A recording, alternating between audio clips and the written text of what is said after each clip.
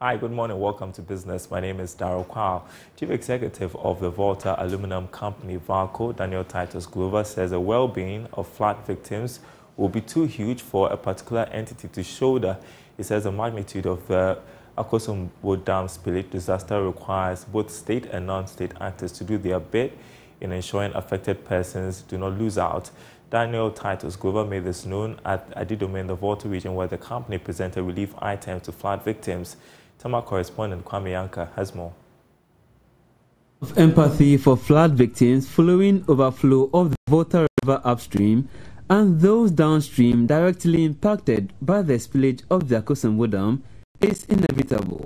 For Volta Aluminium Company, Valco, the impact of the spillage hits at a different level, as the company uses over 20% of power produced by the Volta River Authority. The aluminium smelter feels obliged to help these victims after presenting bags of rice, oil, baby food, mosquito repellents, among other relief items at Adidome in the Central Tong district of the Volta region. Daniel Titus Glover is the Chief Executive Officer of Valco. Normally, we're supposed to produce 5 cell lines, and each line contains 100. But currently, we are producing just 121, which is quite low. But notwithstanding that, we're still using power that is produced from Akosombo. Therefore, directly, we have a stake in this problem that has come. VRA alone cannot show that this responsibility. Government alone cannot show that this responsibility. That is why we have come as a company, from our board and everybody, the union executives here, to come in, commiserate with our friends and family here. You know, my part is from here too. Okay. And my part is from Jalokope, the Anglo line. My great-grandmother, my mother's grandmother, is from here. So I'm equally touched. Chair of the Senior Staff Association at Valco, Samuel Ando, says the company has the flood victims at heart.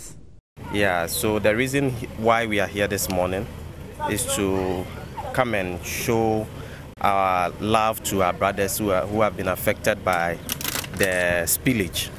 So we are here with the some members of the executive management team, that is our CEO and some of our directors.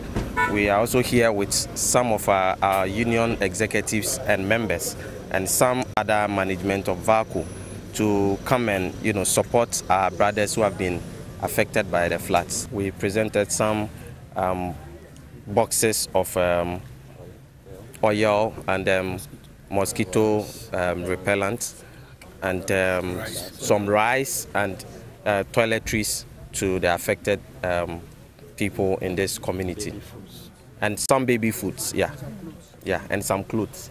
Meanwhile, Deputy Director of National Disaster Management Organization, NADMO, Seji Saji, expressed gratitude after receiving the donation. He then explained that NADMO, together with other stakeholders, are at the recovery stage of the disaster management cycle, as we continue to need more support for relief administration.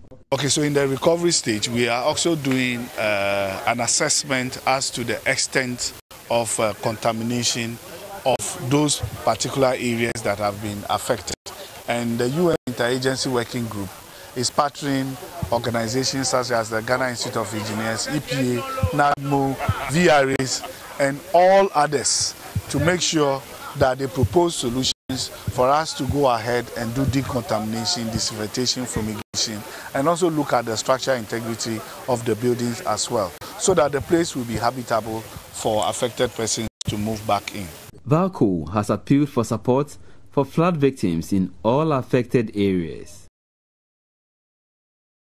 And that's it for this segment. The news returns after the break.